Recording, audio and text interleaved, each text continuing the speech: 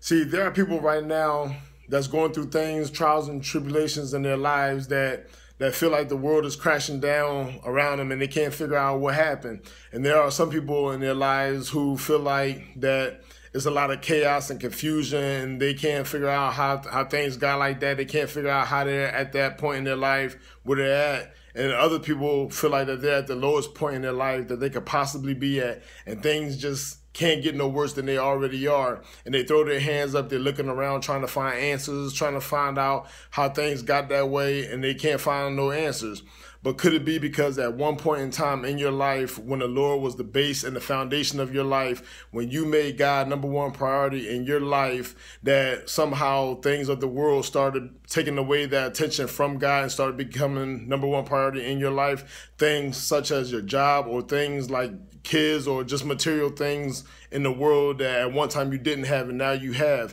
Whatever it is that's taking attention and taking focus away from God, of course, is going to start causing things in your life to crash and fall by the wayside.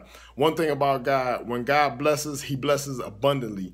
Also, another thing, when we make God number one priority in our life, God gives us the things that we ask for, and he also gives us the things that we didn't ask for.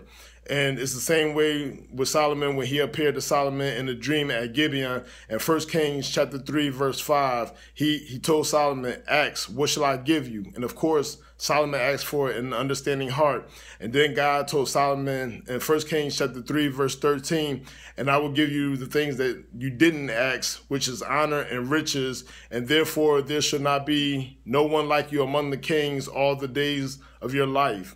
See, one thing about God, when we focus on God and we make God number one priority in our life, we have to really focus on God. And when we do that, it's almost like taking a picture. When you take a picture, you want the camera to focus on what it is that you're trying to capture, and everything else in the picture that you really don't care for or that you really don't want gets blurry or gets fuzzy.